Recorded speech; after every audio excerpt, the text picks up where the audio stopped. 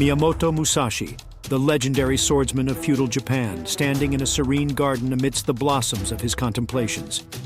His presence exudes a tranquil yet unyielding strength, his eyes reflecting a profound understanding of both the art of combat and the philosophy of life. His voice, calm and measured, carries the weight of unparalleled wisdom and martial prowess. As he recounts the moments that define his illustrious life, the essence of his greatness as both a warrior and a sage becomes clear, a testament to the mastery of swordsmanship and the depth of his strategic insight. The duel with Sasaki Kojiro. With a serene yet commanding tone, Musashi begins, "In the year of our Lord 1612, I faced Sasaki Kojiro, a master swordsman renowned for his grace and skill. The setting was the remote island of Ganryujima, a place where the clash of steel would decide the fate of reputations. Kojiro, with his renowned technique and confidence, believed he would best me with his signature Tsubame Gaishi. Yet I approached the duel with the calm precision of a master. My strategy was simplicity itself. Using a wooden sword, I waited until the moment his arrogance exposed him. With a decisive strike, I ended the duel. In that victory, I not only vanquished a formidable opponent, but also demonstrated that mastery lies not in the elegance of the technique, but in the wisdom to recognize and exploit the fleeting moments of vulnerability." The creation of the Book of Five Rings. His gaze softens with the satisfaction of intellectual achievement as he recounts, "In the solitude of my contemplative retreat, I penned the Book of Five Rings, a treatise that would distill my understanding of strategy, combat, and the art of war. This work was not merely a record of my victories, but a compendium of principles that transcend the battlefield. Through the five elements, earth, water, fire, wind, and void, I elucidated the essence of strategy and the mind of a warrior. It was a reflection on the nature of combat, the importance of adaptability, and the pursuit of perfection.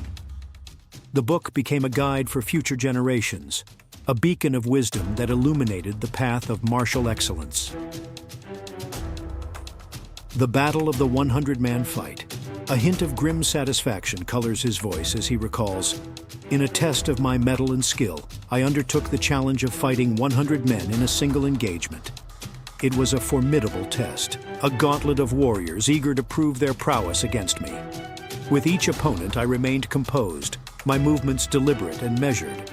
My strategy was not to defeat each adversary with brute force, but to employ a series of fluid, efficient maneuvers that would wear them down.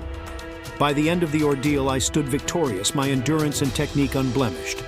This feat was not merely a display of physical prowess, but a testament to the power of strategic thinking and mental fortitude." The conquest of the Uesugi clan. His voice becomes contemplative, reflecting on a critical campaign.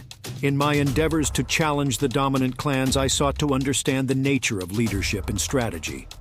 When facing the Uesugi clan, I employed a strategy of psychological warfare and tactical ingenuity. By manipulating perceptions and exploiting weaknesses, I forced them into a position of vulnerability. My approach was one of precision and subtlety, ensuring that each move was calculated to disorient and demoralize my adversaries. Through this campaign, I demonstrated that true mastery extends beyond the physical realm into the psychological and strategic domains, revealing the depth of understanding required to truly command the battlefield." The encounter with the Yoshioka clan. With a reflective tone, Musashi speaks of his clash with the Yoshioka clan. The Yoshioka clan, renowned for their swordsmanship and pride, sought to challenge me. I engaged them not with mere aggression, but with an understanding of their strengths and weaknesses. In a series of duels, I adapted my techniques to counter their style, revealing the importance of versatility in combat. My victory was not merely in the defeat of my opponents, but in the demonstration that the art of war is as much about understanding one's enemy as it is about skill with the sword. Through this encounter, I imparted the lesson that mastery is achieved not only through personal skill, but through the strategic application of that skill, the practice of the two-sword technique. His tone carries the reverence of innovation as he describes, "In my pursuit of perfection, I developed the Niten Ichi-ryu, the two-sword technique that would become my hallmark. The integration of the long and short sword into a single fluid style was a breakthrough in martial arts. This technique was not simply a method of combat, but an expression of harmony and balance. By mastering the use of both swords simultaneously, I created a style that allowed for unparalleled versatility and adaptability. It was a reflection of my belief that true mastery involves the harmonious blending of strength and strategy, a principle that transcends the battlefield and illuminates the path to greatness. As Musashi concludes his reflections, a profound silence envelops the space.